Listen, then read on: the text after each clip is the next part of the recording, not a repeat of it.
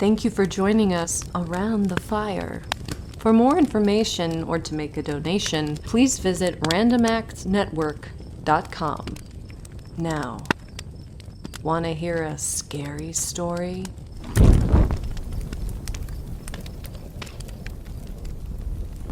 A long time ago, there lived a skillful scientist who had experienced a spiritual reaction more striking than any chemical one. He had left his laboratory in the care of his assistant, washed the chemicals away from his hands, and asked a beautiful woman to become his wife. In those days, new scientific discoveries, such as electricity, seemed to open paths into areas of miracles. It was not unusual for the love of science to compete with the love of a woman. The scientist's name was Almer. He had so totally given himself to scientific studies that he could not be weakened by a second love. His love of his young wife could only be the stronger of the two if it could link itself with his love of science. Such a union did take place with truly remarkable results. But one day, very soon after their marriage, Almer looked at his wife with a troubled expression. In the center of Georgiana's left cheek was a mark, deep in her skin. The mark was usually a deep red color. When Georgiana blushed, the mark became less visible. But when she turned pale, there was the mark, like a red stain upon the snow. The birthmark, shaped vaguely like a small human hand, would come and go with the emotions in her heart. Past lovers would say that the hand of a magical fairy had touched her face as a child. Many men would have risked their lives for the honor of kissing that mysterious hand, but other people had different opinions. Some women said the red hand destroyed the effect of Georgiana's beauty. Some men, who did not favor the mark, simply wished it away so they did not see it. After his marriage, Almer discovered that this was the case with himself. Had Georgiana been less beautiful, he might have felt his love increased by the prettiness of that little hand. But because she was otherwise so perfect, he found the mark all the more repulsive. Almer saw the mark as a sign of his wife's eventual sadness, sickness, and death. Soon, the birthmark caused him more pain than Georgiana's beauty had ever given him pleasure. Georgiana, he said, have you ever considered the mark upon your cheek might be removed? No, she said, smiling. But seeing the seriousness of his question, she said, the mark has so often been called a charm that I was simple enough to imagine it might be so. On another face it might, but not on yours. No, dear, nature made you so perfectly that this small defect shocks me as being a sign of earthly imperfection. Shocks you? Cried Georgiana, deeply hurt. Her face reddened and she burst into tears. Then how could you marry me? How could you love what shocks you? During a period that should have been their happiest, Almer could only think of this disastrous subject. With the morning light, Almer opened his eyes upon his wife's face and recognized the sign of imperfection. When they sat together in the evening near the fire, he would look at the mark. Georgiana soon began to fear his look. His expression would make her face go pale, and the birthmark would stand out like a red jewel on white stone. "Do you remember, dear Almer?" she asked with a weak smile. "About the dream you had last night? About this hateful mark?" He rubbed the sleep from his eyes, the memory of his dream returning. He had imagined himself with his assistant trying to remove the birthmark with an operation. But the deeper his knife went, the deeper the small hand sank until it had caught hold of Georgiana's heart. Almer felt guilty remembering the dream. "Almer," pleaded Georgiana, "we do not know what the cost could be, to both of us, to remove this birthmark. I fear being left deformed, or with damage to my health. Dearest Georgiana, I have spent much thought on the subject. I am sure it can be removed. Georgiana exhaled, looking away. Life is not worth living while this mark makes me the object of your horror. You are deeply knowledgeable and have made great discoveries. Please, Almer, remove this mark for the sake of your peace and my own. Dearest wife, He deliberately kissed her unblemished cheek. I am ready to make this cheek as perfect as its other half. The next day, the couple went to Almer's laboratory, where he had prepared a beautiful room for his wife. Though he had previously made several famous discoveries, Almer's series of powerful experiments failed, one by one. The mark remained. Georgiana waited in her room, reading through his notebooks of experiments and observations. She could not help but notice that many of his experiments had ended in failure. She decided to see for herself the scientist at work. The first thing that struck Georgiana when she entered the laboratory was the hot furnace. From the amount of soot above it, it seemed to have been burning for ages. She saw machines, tubes, cylinders, and other containers for chemical experiments. What most drew her attention was Almer himself. He was nervous and pale as death as he prepared a liquid. Georgiana realized that her husband had been hiding his tension and fear.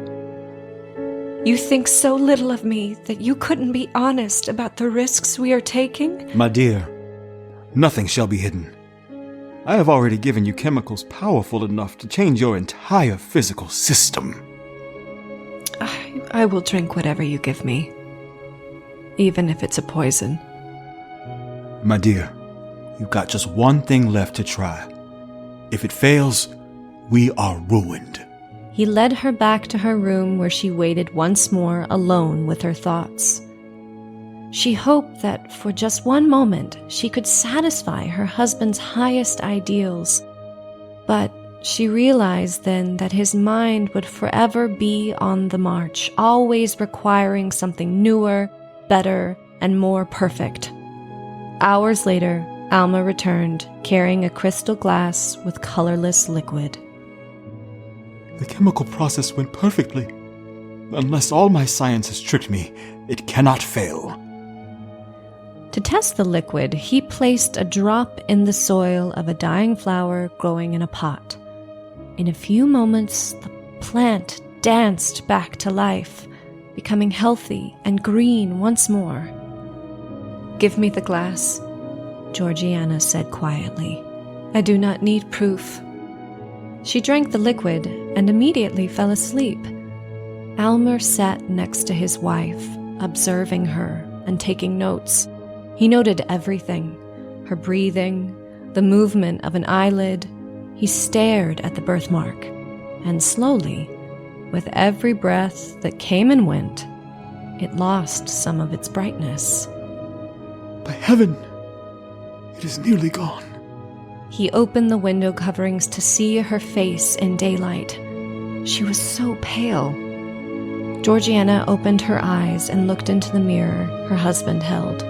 She tried to smile as she saw a barely visible birthmark. My dear, success. My poor Almer, she said, gently. With so high and pure a feeling, you have rejected the best the earth could offer. As the last trace of color disappeared from her cheek, she gave her last breath. His eyes rested on her barren, snow-colored cheek. She was so alluring, even in death. Yet, without the rosy hand embellishing her face, her commanding beauty was no more, leaving behind an average facade unworthy of note. A plain face could so quickly be forgotten. In trying to improve his lovely wife, he had failed to realize that she had been perfect all along.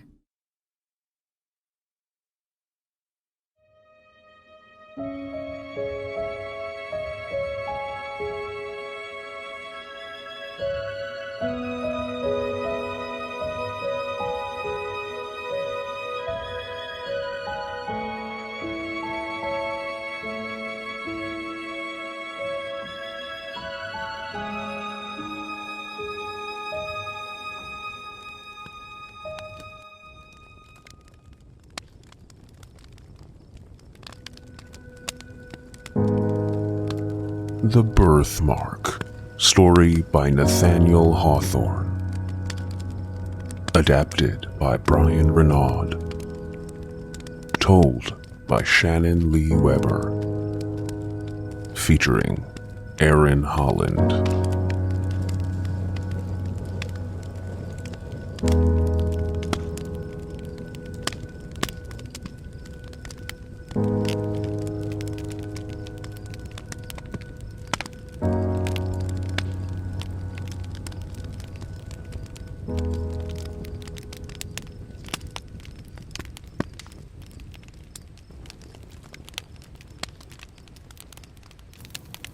The messenger silently accepted the keys from the president of the bank and started for the stairs. Of course they wanted him to go down to the lower vaults. It was too dangerous for more valuable men. He'd been waiting on the steps, watching the human river swirling down Broadway. Few noticed him. Few ever noticed him. Everybody was talking of it. Even the president discussed it with the junior clerk. The Comet, the tail of which was set to hit at noon. But the messenger passed silently down the stairs on his assignment. Down he went beneath Broadway, where the dim light filtered through the feet of hurrying men, down to the dark basement beneath, down into the blackness and silence beneath that lowest cavern. Here with his lantern he groped in the bowels of the earth, under the world. Everything of value had been moved out since the water began to seep in, but 2 volumes of old records were unaccounted for. Drawing a long breath, he threw back the iron door and stepped into the fetid slime within. A great rat leaped past him, and cobwebs crept across his face. He felt carefully around the room, shelf by shelf, on the muddied floor, and in every crevice and corner. Back in the far end of the long and narrow room, on a high shelf, lay the 2 missing volumes, and others. He pulled them carefully aside when a low, grinding, reverberating crash filled his ears. Then the room was black and still. He groped for his light, swinging it around. The great iron door had closed behind him. Looking death squarely in the face, he forgot the records. He found no other exit, and he pushed and pounded on the door for what seemed like hours. Then the iron swung again on its hinges, hitting something, unable to open all the way. He squeezed through to find the body of the vault clerk, cold and stiff. He felt sick and nauseated. The air was foul. Gasping for air, he fainted, falling across the corpse. He awoke with a sense of horror and leaped from the body. He groped up the stairs, calling to the guard. The watchman sat as if asleep with the gate swinging free. The messenger hurried by. He called to the guards, and his voice echoed and echoed. Finally, he reached the basement. There another guard lay on his face, cold and still. He dashed up to the cellar floor, into the bank. The bent, bowed, silent forms of men lay everywhere. The sight was appalling. Had there been a robbery turned murder? He saw the twisted, oozing mouth of the president, half buried under his desk. Then the thought seized him. If he was found here alone, with all this money and all these white corpses? He tiptoed cautiously to a side door. Quietly, he turned the latch and stepped out into Wall Street. How silent the street was! He glanced up and down, then across the street, and as he looked, a sickening horror froze in his limbs. With a choking cry of utter fright, he fell against the cold building and stared helplessly at the sight.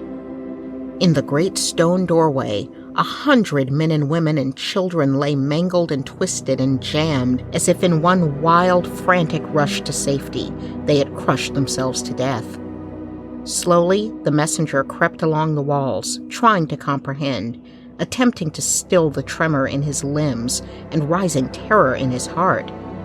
He met a businessman, stopped in place along the same smooth wall, stone dead with wonder on his lips. The messenger turned his eyes away and sought the curb. A woman leaned wearily against the signpost, her head bowed motionless. Before her stood a streetcar, silent but full and still. A grimy newsboy sat in the gutter with the latest edition in his uplifted hand. The messenger staggered on. Far out from a window above, a girl lay with her eyes and mouth wide, gasping. On a shop step sat a little sweet-faced girl looking upward toward the skies, and the messenger could look no longer.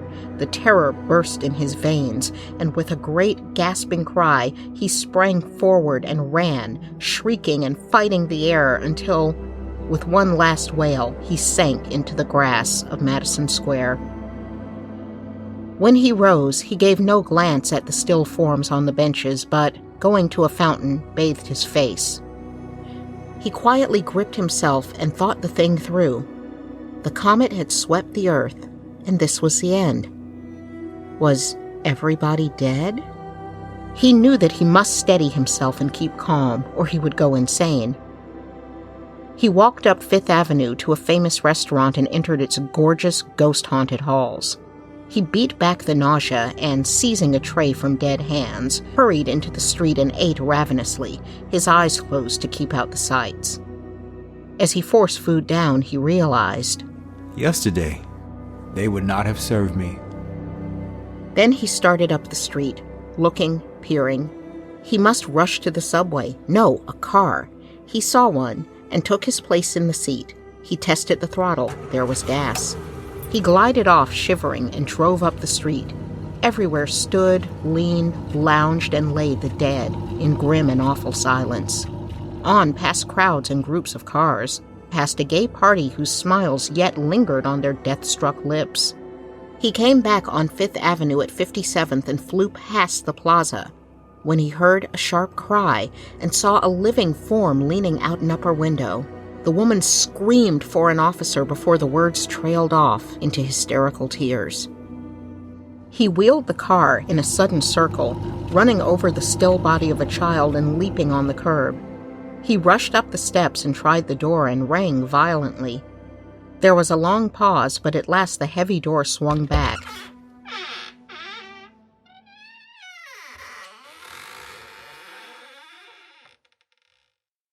She was a woman of perhaps 25, rarely beautiful and richly gowned with darkly golden hair and jewels. They stared a moment in silence. She had not noticed before that he was black. He had not thought of her as white. Yesterday, he thought with bitterness, he would have been dirt beneath her silken feet. She stared at him. Of all the sorts of men she had pictured as coming to her rescue, she had not dreamed of one like him. Not that he was not human, but he dwelt in a world so far from hers. Yet, as she looked at him curiously, he seemed quite usual. He was a tall, dark working man with a sensitive face and a poor man's clothes and hands. For a moment, each paused and gauged the other. Then the thought of the dead world returned. She cried. What has happened? All is silence. I see the dead from my window and... She dragged him to a sitting room where a maid and butler stretched in quiet, everlasting sleep. I had been shut up in my dark room developing pictures of the comet which I took last night. When I came out... The tears streamed down the woman's cheeks and she clung to his arm tightly. What has happened? He answered slowly. Something, comet or devil, swept across the earth this morning, and I have searched and I have seen no other living soul but you. She gasped and they stared at each other. My father. Where is he? He started for the office in the Metropolitan Tower. Leave a note for him here and come with me. We will go, but first we must go to Harlem. Harlem? But then she understood. There's a swifter car in the garage. I don't know how to drive it. I do. In 10 minutes, they were flying to Harlem on the wind. They took a turn on 2 wheels and slipped with a shriek onto 135th. He was gone but a moment. Then he returned and his face was gray. He placed something into his pocket. You have lost somebody. I have lost everybody. Out of the park and down Fifth Avenue they whirled. In and out among the dead they slipped, needing no sound of the car horn. The Metropolitan Tower was ahead. Exiting the elevator car, they found the door of the office open. On the threshold lay the stenographer and, staring at her, the dead clerk. The inner office was empty, but a note lay on the desk, folded and addressed. Her father mentioned leaving with Fred for a spin in his new Mercedes. She cried nervously. We must search the city. Up and down, over and across and back again. On went that ghostly search. From Madison Square to the Williamsburg Bridge, over Brooklyn, from Morningside Heights. Silence everywhere. What can we do? It was his turn now to take the lead, and he did it quickly. In 15 minutes, they were at the Central Telephone Exchange. The grim switchboard flashed its metallic face in cryptid, sphinx-like immobility. She seated herself on a stool and donned the bright earpiece. She looked at the mouthpiece. She had never looked at one so closely before. It was wide and black, pimpled with usage. It looked... She beat back the thought, but it looked like... She turned her head and found herself alone. She spoke into the mouthpiece. Hello? She was calling to the world. Someone must answer. Hello! She called and called until her voice rose almost to a shriek and her heart hammered. Her voice dropped to a sob. She sat stupidly staring into the black and sarcastic mouthpiece, and the thought came again. For the first time, she seemed to realize that she was alone in the world with a stranger. With something more than a stranger. It was awful. She must escape. She must fly. He must not see her again. Who knew what awful thoughts? She gathered herself and glided into a side hall, shrinking back. The hall was filled with dead women. She leaped to the door and tore at it with bleeding fingers until it swung wide. She looked out. He was standing at the top of the alley, silhouetted, tall and black, motionless. Was he looking at her or away? She did not know. She did not care. She simply ran and ran until she found herself alone amid the dead and towering buildings. She stopped, looking behind and sideways, startled by strange sounds. Voices? No. The wind? She wondered if she was the last woman left. Suddenly, she craved the company of the strange man once again. She whirled and flew back, whimpering like a child, until she found that narrow alley again and the dark, silent figure silhouetted at the top. He said nothing as he helped her into the car. Now he seized the wheel. She wondered at the quickness with which he had learned to drive her car. It seemed natural. They looked into each other's eyes with unspoken thought. To both, the vision of a mighty beauty, of vast unspoken things swelled in their souls. But they put it away. Returning to her father's office, they gathered rugs and chairs. Leaving another note, they ascended to the roof. He set food before her and wound her in a shawl, touching her tenderly. She looked up at him with thankfulness in her eyes. He watched the city. She watched him. Have you had to work hard? Always. How foolish our human distinctions seem now. Yes. I was not human yesterday. She looked at him. And your people were not my people. But today... She paused. Slowly, the mighty prophecy of her destiny overwhelmed her. She was no mere woman. She was neither high nor low, white nor black, rich nor poor. She was primal woman. She looked upon the man beside her and forgot all else but his manhood, his strong, vigorous manhood, his sorrow and sacrifice. She saw him glorified. In fascinated silence, the man gazed at the heavens, looking outward toward the sea. Memories of memories stirred to life in the dead recesses of his mind. The shackles seemed to rattle and fall from his soul.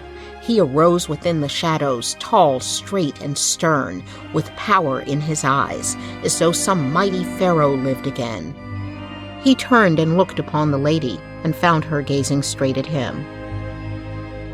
Silently, immovably, they saw each other face to face, eye to eye. Their souls lay naked to the night. It was not lust. It was not love.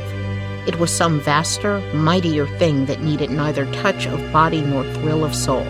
It was a thought divine, splendid.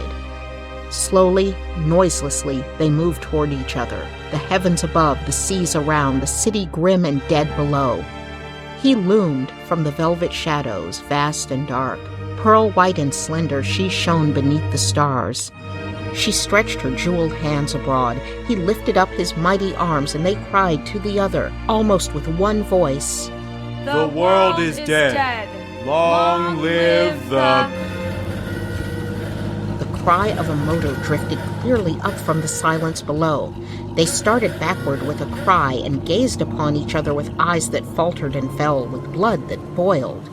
The mad cry continued. The roar and ring of swift elevators shooting upward from below made the great tower tremble. A murmur and babble of voices swept in upon the night. All over the once dead city the lights blinked, flickered, and flamed. And then with sudden clanging of doors the entrance to the platform was filled with men, and one with white and flying hair rushed to the girl and lifted her to his breast. My daughter! Behind him hurried a younger man in his car coat, who bent above the girl and gazed passionately into her staring eyes. Julia, my darling, I thought you were gone forever. She looked up at him with strange, searching eyes. She murmured, almost vaguely, Fred, is the world gone? Only New York. It is terrible. But how did you endure this horror? Are you well? Unharmed? Unharmed. And this man here, has he dared? He has dared to rescue me. And I thank him much. But she did not look at the messenger again.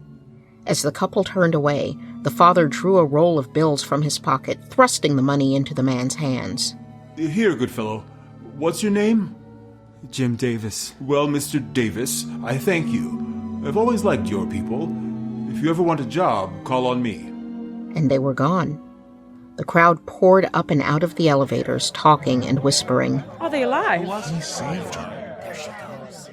Into the glare of the electric lights, the man moved slowly, with the eyes of those that walk and sleep.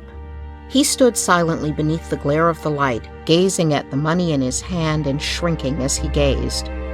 Slowly, he put his other hand into his pocket and brought out a baby's filmy cap, and gazed again. A woman mounted to the platform and looked about, shading her eyes. She was brown, small, and toil-worn, and in one arm lay the corpse of a dark baby. The crowd parted, and her eyes fell on the man. With a cry, she tottered toward him. "Jim!" He whirled, and, with a sob of joy, caught her in his arms.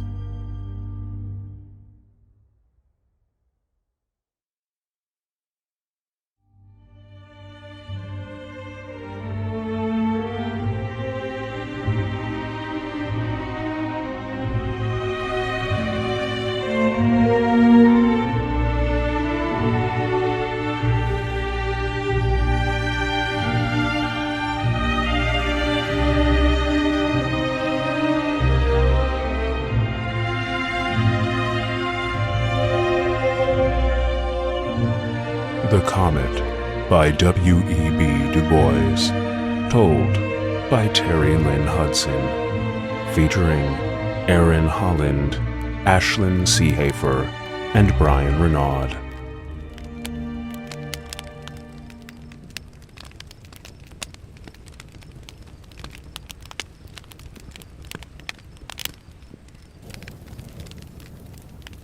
On the northeast corner of my vineyard in central North Carolina, there stood a small frame house of the simplest construction. It was built of pine lumber and contained but one room, to which one window gave light. Against one end of the house, and occupying half its width, there stood a huge brick chimney. The crumbling mortar had left large cracks between the bricks. The bricks themselves had begun to scale off in large flakes, leaving the chimney sprinkled with unsightly blotches. These evidences of decay were but partially concealed by a creeping vine, which extended its slender branches hither and thither in an ambitious but futile attempt to cover the whole chimney. One day, my wife requested me to build her a new kitchen. Of course, I had to build it. To save expense, I decided to tear down the old schoolhouse and use the lumber, which was in a good state of preservation, in the construction of the new kitchen. I made an estimate of the amount of material contained in it and found that I would have to buy several hundred feet of lumber additional. One morning, old Julius McAdoo, our colored coachman, drove my wife and me over to the sawmill from which I meant to order the new lumber. Our carriage jolted over the half-rotted corduroy road which traversed the swamp and then climbed the long hill leading to the sawmill. When we reached the mill, the foreman had gone over to a neighboring farmhouse, probably to smoke or gossip, and we were compelled to await his return before we could transact our business. We remained seated in the carriage, a few rods from the mill, and watched the leisurely movements of the mill hands. We had not waited long before a huge pine log was placed in position. The machinery of the mill was set in motion, and the circular saw began to eat its way through the log, with a loud whir which resounded throughout the vicinity of the mill. Julius observed with a perceptible shudder, but that just do cuddle my blood." "What's the matter, Uncle Julius?" inquired my wife, who is of a very sympathetic turn of mind. "Does the noise affect your nerves?" "No, Miss Annie, I ain't nervous, but that saw, cutting and grinding through that stick of timber, and moaning and groaning and squeaking, carries my memories back to old times, and minds me of Po Sandy." The pathetic intonation with which he lengthened out the Po Sandy touched a responsive chord in our own hearts.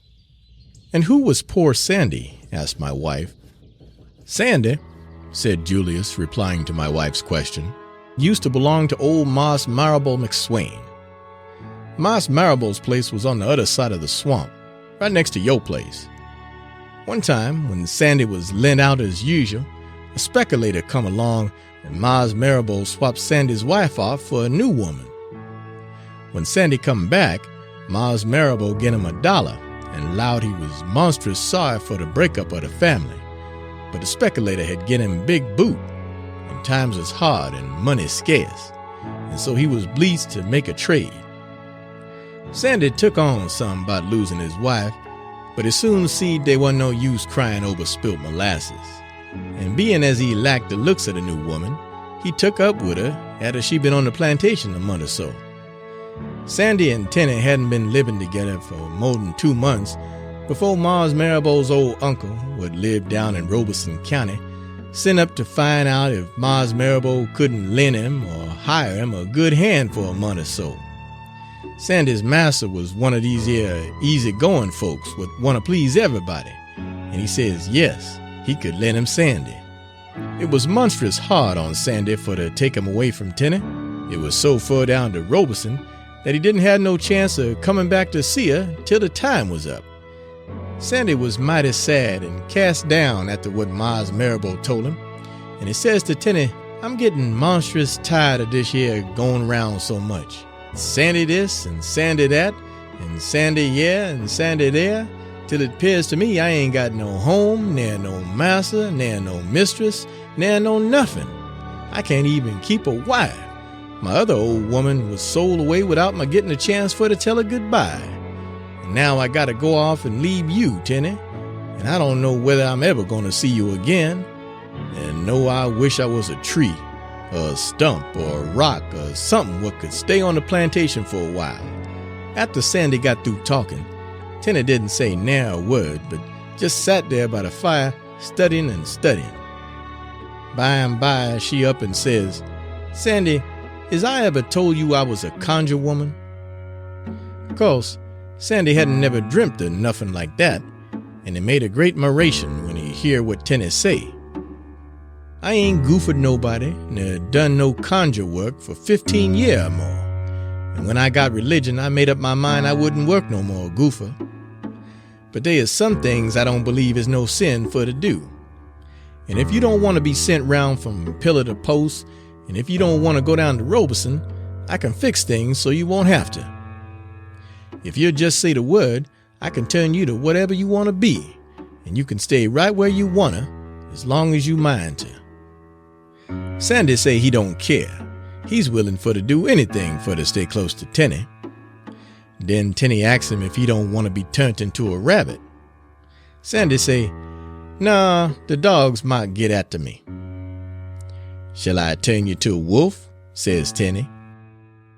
"Nah, everybody's scared of a wolf, and I don't want nobody to be scared of me. I want to be turned into something what'll stay in one place." "I can turn you to a tree," says Tenny. "You won't have no mouth nor ears, but I can turn you back once in a while so you can get something to eat and hear what's going on." And so Tenny took him down by the edge of the swamp, not far from the quarters, and turned him into a big pine tree and sought him out amongst some other trees. And the next morning, as some of the field hands was going along there, they seed a tree what they didn't remember having seed before. When Mars Marrowbow discovered that Sandy was gone, he allowed Sandy had run away. He got the dogs out, but the last place they could track Sandy to was the foot of that pine tree. And there the dogs stood and barked and bayed and pawed at the tree and tried to climb up on it. And Mars Marrowbow allowed that Sandy must have climbed up on the tree and jump off on a mule or something, and reared far enough for to spoil the scent. When Sandy had been gone long enough for folks to think he done got clean away, Tenny used to go down to the woods at night and turn him back, and then they'd slip up to the cabin and sit by the fire and talk. But they had to be monstrous careful, or else somebody would have seen them, and that would have spoiled the whole thing. So Tenny always turned Sandy back in the morning early, before anybody was a-stirring. But Sandy didn't get along without his trials and tribulations. One day a woodpecker come along and minced a peck at the tree, and the next time Sandy was turned back, he had a little round hole in his arm, just like a sharp stick been stuck in it. After that, Tenny sot a sparrowhawk for to watch the tree. Another time, Mars Marrowbow sent a nigger out in the woods for to chop turpentine boxes. The man chop a box in this here tree and hack the bark up 2 or 3 feet for to let the turpentine run. The next time Sandy was turned back, he had a big scar on his left leg. After that, Tenny sot a hornet for to watch the tree, and when it come back again for to cut another box on the other side of the tree, the hornet stung him so hard that the axe slipped and cut his foot nigh about off. When Tenny see so many things happening to the tree, she concluded she had to turn Sandy to something else, and after studying the matter over and talking with Sandy one evening, she made up her mind for to fix up a gopher mixture what would turn herself and Sandy to foxes or something, so they could run away and go somewheres where they could be free and live like white folks. But there ain't no telling what's going to happen in this world. Tenny had got the night sought for her and Sandy to run away, when that very day one of Mars Marrowbow's sons rid up to the big house in his buggy and say his wife was monstrous sick, and he want his mammy to lend him a woman for to nurse his wife. Tenny's mistress say send Tenny. She was a good nurse. Tenny tried to make some excuse for to get away and hide till night, when she would have everything fixed up for her and Sandy. She say she want to go to her cabin for to get her bonnet. Her mistress say it don't matter about the bonnet. Her head hanker was good enough. Then Tenny say she want to get her best frock. Her mistress say no, she don't need no more frock, and when that one got dirty, she could get a clean one where she was going. So Tenny had to get in the buggy and go along with young Moss Duncan to his plantation, which was more than 20 miles away, and there wasn't no chance of her seeing Sandy no more till she come back home. The poor gal felt monstrous bad about the way things was going on, and she knowed Sandy must be a-wondering why she didn't come turning back no more. Whilst Tenny was away nursing young Moss Duncan's wife, Mars Marrowbow took a notion for to build him a new kitchen, and being as he had lots of timber on his place, he begun to look round for a tree to have the lumber sawed out in. Tenny was gone, and there wasn't nobody in there nothing for to watch the tree. The 2 men would cut the tree down, say they never had such a time with a tree before. Their axes would glance off, and didn't appear to make no progress through the wood. And of all the creaking and shaking and wobbling you ever see, that tree done it when it commenced to fall. When they got the tree all trim up, they chained it up to a timber wagon and start for the sawmill. First, they got stuck in the mud when they was going across the swamp, and it was 2 or 3 hours before they could get it out. When they start on again, The chain kept a coming loose, and they had to keep a stopping and a stopping for to hitch the log up again. When they commenced to climb the hill to the sawmill, the log broke loose and rolled down the hill in amongst the trees, and it took nigh about half a day more to get it hauled up to the sawmill. The next morning, after the day the tree was hauled to the sawmill, Tenny come home. When she got back to her cabin, the first thing she done was to run down to the woods and see how Sandy was getting on. When she seed the stump standing there, with the sap running out in it and the limbs laying scattered round, she nigh about went out in her mind. She run to her cabin and got a gopher mixture, and then followed the track of the timber wagon to the sawmill. The hands at the sawmill had just got the big log on the carriage and was starting up the saw when they see the woman running up the hill, all out of breath, crying and going on just like she was plumb stracted. It was Tenny. She come right into the mill and throwed herself on the log right in front of the saw, a-hollering and crying to her Sandy to forgive her and not to think hard of her, for it wasn't no fault of hern. Then Tenny remembered the tree didn't have no years, and she was getting ready for to work a gopher mixture so as to turn Sandy back when the mill hands caught hold of her and tied her arms with a rope and fastened her to one of the posts in the sawmill. And then they started to saw up again and cut the log up into boards and scantlings right before her eyes. But it was mighty hard work, for of all the squeaking and moaning and groaning, that log done it whilst the saw was a-cutting through it. They greased the saw, but that didn't stop the fuss. It kept right on till finally they got the log all sawed up. When the overseer would run the sawmill come from breakfast, the hands up and tell him about the crazy woman what had come running in the sawmill, a-hollering and going on, and tried to throw herself before the saw. And the overseer sent 2 or 3 of the hands for to take Tenny back to her master's plantation. Tenny appeared to be out in her mind for a long time, and her master had to lock her up in the smokehouse till she got over her spells.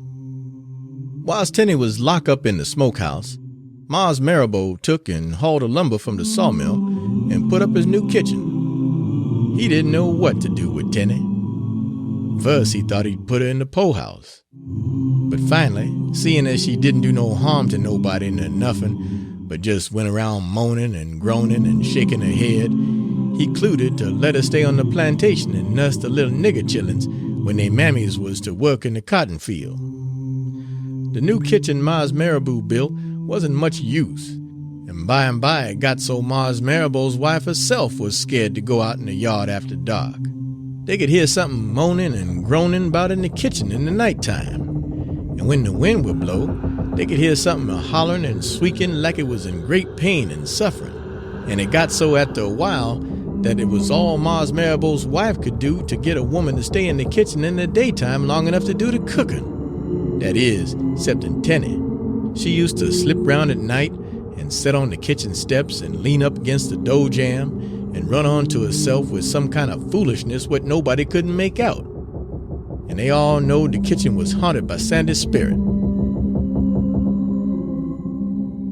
Mars Marrowbow took and tore the kitchen down and used the lumber for to build that old schoolhouse what you were talking about pulling down. The schoolhouse was in use, excepting in the daytime, and on dark nights folks going along the road would hear queer sounds and see queer things. Poor old Tenny used to go down there at night and wander around the schoolhouse. And one winter morning, when one of the boys went to school early for to start the fire, what should he find but poor old Tenny laying on the floor, stiff and cold and dead. She had just grieved herself to death for her Sandy. Mars Marrowbow didn't shed no tears. He thought Tenny was crazy, and there wasn't no telling what she might do next. And there ain't much room in this world for crazy white folks, let alone a crazy nigger. When the war broke out, the school stopped, and the old schoolhouse been standing empty ever since. That is, excepting for the haunts. And folks says that the old schoolhouse, or any other house what got any of that lumber in it what was sawed out in the tree what Sandy was turned into, is going to be haunted till the last piece of plank is rotted and crumbled into dust.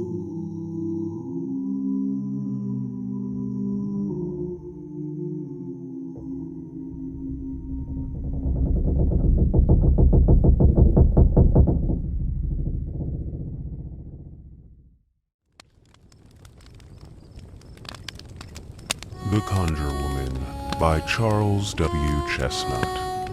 Told by James K. White.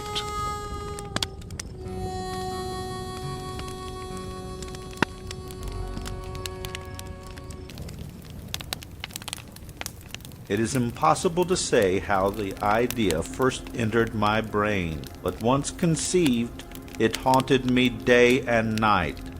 I loved the old man. He had never wronged me. He had never given me insult. For his gold I had no desire. I think it was his eye. He had the eye of a vulture, a pale blue eye with a film over it. Whenever it fell upon me, my blood ran cold, and so by degrees, very gradually, I made up my mind to take the life of the old man, and thus rid myself of the eye forever.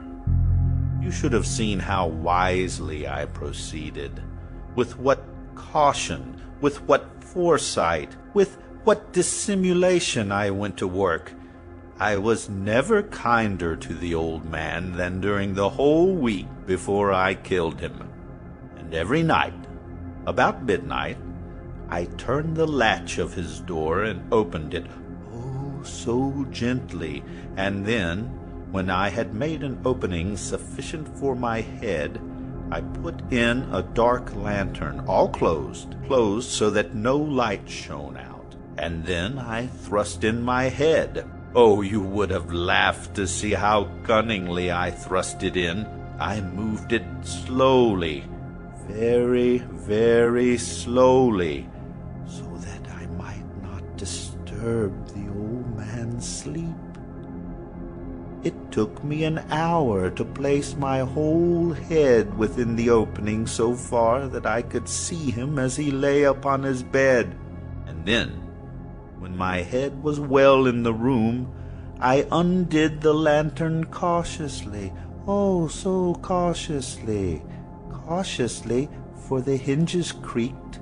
I undid it just so much that a single thin ray fell upon the vulture eye. And this I did for 7 long nights, every night, just at midnight. But I found the eye always closed, and so it was impossible to do the work, for it was not the old man who vexed me, but his evil eye. And every morning when the day broke, I went boldly into the chamber and spoke courageously to him, calling him by name in a hearty tone, and inquiring how he had passed the night. So you see, he would have been a very profound old man indeed to suspect that every night, just at 12, I looked in upon him while he slept. Upon the 8th night, I was more than usually cautious in opening the door. A watch's minute hand moves more quickly than did mine. Never before that night had I felt the extent of my own powers, of my sagacity. I could scarcely contain my feelings of triumph to think that there I was, opening the door little by little, and he not even dreaming of my secret deeds or thoughts. I fairly chuckled at the idea. Perhaps he heard me, for he moved on the bed suddenly, as if startled. Now you may think that I drew back, but no. His room was as black as pitch, with the thick darkness, for the shutters were close-fastened, so I knew that he could not see the opening of the door, and I kept pushing it on, steadily.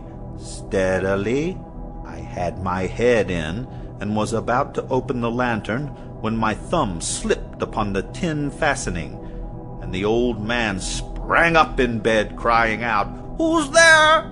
I kept quite still, and said nothing. For a whole hour I did not move a muscle, and in the meantime I did not hear him lie down. He was sitting up in the bed listening, just as I have done night after night, hearkening to the death watches in the wall. Presently, I heard a slight groan, and I knew it was the groan of mortal terror. It was not a groan of pain or of grief, oh no, it was the low, stifled sound that arises from the bottom of the soul when overcharged with awe. I knew the sound well. Many a night, just at midnight, when all the world slept, it has welled up in my own bosom. I knew what the old man felt, and pitied him, although I chuckled at heart. I knew that he had been lying awake ever since the first slight noise when he had turned in his bed. His fears had been growing upon him ever since. He had been trying to fancy them causeless, but could not. All in vain, because death, in approaching him, had stalked with his black shadow before him and enveloped the victim. And it was the mournful influence of the unperceived shadow that caused him to feel, although he neither saw nor heard, to feel the presence of my head within the room. When I had waited a long time, very patiently, without hearing him lie down, I resolved to open a very, very little crevice in the lantern. So I opened it. You cannot imagine how stealthily, until at length a single dim ray, like the thread of a spider, shot from out of the crevice and fell full upon the vulture eye. It was opened, wide open, and I grew furious as I gazed upon it. I saw it with perfect distinctness, all a dull blue, with a hideous veil over it that chilled the very marrow in my bones. But I could see nothing else of the old man's face or person, for I had directed the ray, as if by instinct, precisely upon the damned spot. Now I say, there came to my ears a low, dull, quick sound, such as a watch makes when enveloped in cotton. I knew that sound well, too. It was the beating of the old man's heart. It increased my fury, as the beating of a drum stimulates the soldiers into courage. But even yet I refrained and kept still. I scarcely breathed. I held the lantern motionless. I tried to see how steadily I could maintain the ray upon the eye. Meantime, the hellish tattoo of the heart increased. It grew quicker, and louder every instant. The old man's terror must have been extreme. It grew louder, I say, louder every moment. Do you mark me well? I have told you that I am nervous, so I am. And now, at the dead hour of the night, amid the dreadful silence of that old house, so strange a noise as this excited me to uncontrollable terror. Yet, for some minutes longer I refrained and stood still. But the beating grew louder. I thought the heart must burst, and now a new anxiety seized me. The sound would be heard by a neighbor. The old man's hour had come. With a loud yell, I threw open the lantern and leaped into the room. He shrieked once only. In an instant, I dragged him to the floor and pulled the heavy bed over him. I then smiled gaily to find the deed so far done. But for many minutes the heart beat on with a muffled sound. This, however, did not vex me. It would not be heard through the wall. At length it ceased. The old man was dead. I removed the bed and examined the corpse. Yes, he was stone dead. I placed my hand upon the heart and held it there many minutes. There was no pulsation. He was stone dead. His eye would trouble me no more. The night waned, and I worked hastily but in silence. First of all, I dismembered the corpse. I cut off the head, and the arms, and the legs. I then took up 3 planks from the flooring of the chamber and deposited all between the scantlings. I then replaced the boards so cleverly, so cunningly, that no human eye, not even his, could have detected anything wrong. There was nothing to wash out, no stain of any kind, no blood spot whatever. When I had made an end of these labors, it was 4 o'clock, still dark as midnight. As the bell sounded the hour, there came a knocking at the street door. I went down to open it with a light heart, for what had I now to fear? There entered 3 men, who introduced themselves with perfect suavity as officers of the police. A shriek had been heard by a neighbor during the night. Suspicion of foul play had been aroused. I smiled, for what had I to fear? I bade the gentleman welcome. The shriek, I said, was my own, in a dream. The old man, I mentioned, was absent in the country. I took my visitors all over the house. I bade them search well. I led them at length to his chamber. I showed them his treasures, secure, undisturbed. In the enthusiasm of my confidence, I brought chairs into the room and desired them here to rest from their fatigues, while I myself, in the wild audacity of my perfect triumph, placed my own seat upon the very spot beneath which reposed the corpse of the victim. The officers were satisfied. My manner had convinced them. I was singularly at ease, and while I answered cheerily, they chatted of familiar things. But ere long I felt myself getting pale and wished them gone. My head ached, and I fancied a ringing in my ears, but still they sat and chatted. The ringing became more distinct. It continued and became more distinct. I talked more freely to get rid of the feeling, but it continued and gained definiteness until at length I found that the noise was not within my ears. No doubt I now grew very pale, but now I talked more fluently and with heightened voice, yet the sound increased. What could I do? I gasped for breath, and yet the officers heard it not.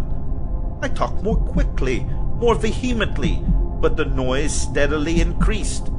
I arose and argued about trifles in a high key with violent gesticulations, but the noise steadily increased. Why would they not be gone? I paced the floor to and fro with heavy strides, as if excited to fury by the observations of the men, but the noise steadily increased. Oh, God, what could I do? I foamed, I raved, I swore. I swung the chair upon which I had been sitting and grated it upon the boards, but the noise arose over all and continually increased.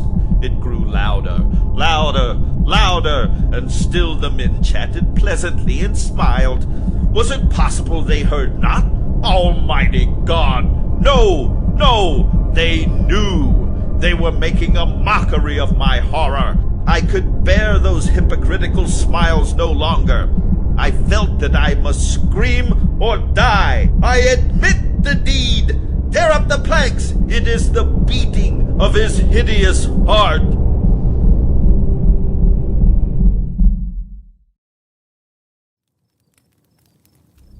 The Telltale Heart by Edgar Allan Poe, adapted by Bryan Renaud, told by Don Morgan.